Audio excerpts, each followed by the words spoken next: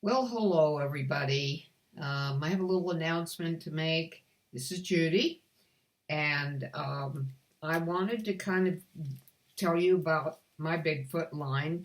A lot of you may know about this already, but I got some new ones, and I'm going to show them to you, and some older ones that maybe you need to know about. And then I want to talk to you about my Bigfoot guide. So the first one is a medicine man, and they tend to adorn themselves with beads and feathers and shells, whatever they can find. And they do actually practice medicine, herbal medicine, and in some very rare occasions have saved the lives of humans, but rare occasions. This one is about the little people. And if you run into them, go the other way. They tend to be shapeshifters, they tend to be tricksters, and they'll try to entice you into their game, whatever their agenda is. And it's not going to end well for you. This is a female Sasquatch that decorates themselves. A lot of times they adorn themselves with whatever they find in nature. I don't know whether they do that to attract males or they just do it because they're girls. Anyway, I like this one.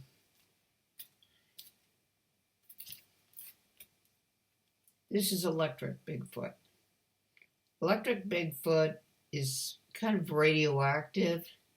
You know, UFOs sometimes are radioactive. You should never touch anything like this or step in an area where they've stepped because you can get the radiation exposure.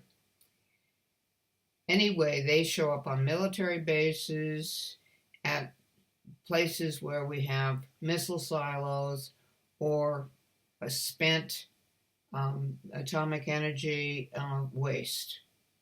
And they can go over any security fence. Doesn't matter to them. They're just very curious. It's one of my favorites, and I show him embracing an orb, and orbs in Bigfoot are very connected. They've been actually seen stepping out of orbs. This is a pregnant Bigfoot. A hunter up in Alaska spotted her, and she was sort of in this position doing something on the ground, and he watched her through his gun scope. He had no intention of shooting her, just wanted to see her. And she kind of knew that. She looked at him, she knew it, and she continued to go about her business. But very pregnant. Again, the energy that comes off of the Sasquatch.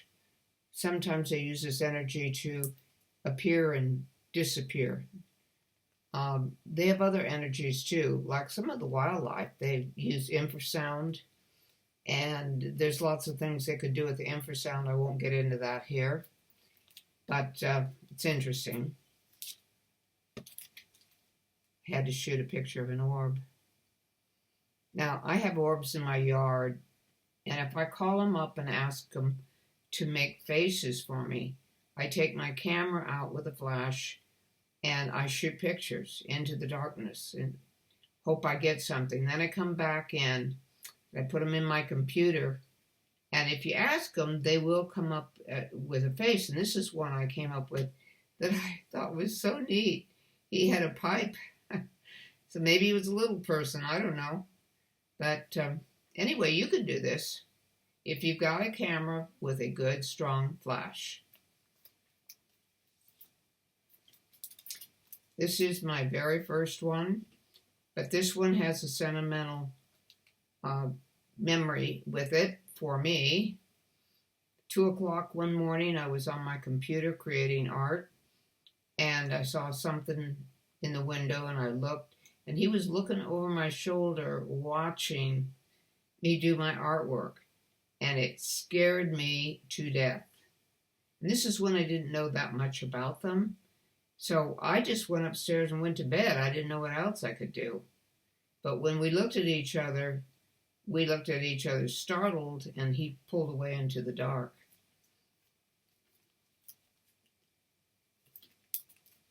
I wouldn't want to run into him. These are werewolves. This is what I call them. Today they call them dogman, but I call them a werewolf.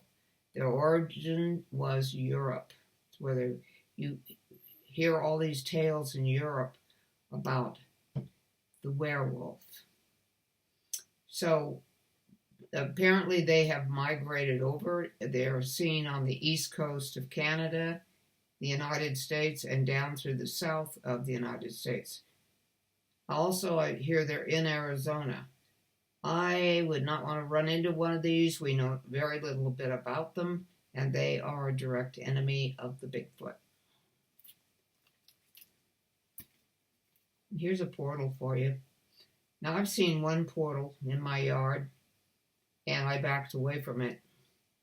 It opened up like a big eye, but it was just orange and red in there, and I wanted no part of that.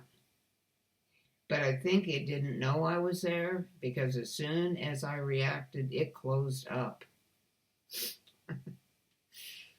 I always wanted to see a portal. Well, I got to see one, and when I did, I got scared of it. So this is kind of a Native American theme of bark, and I got Bigfoot down there walking around in the woods. Kind of fun.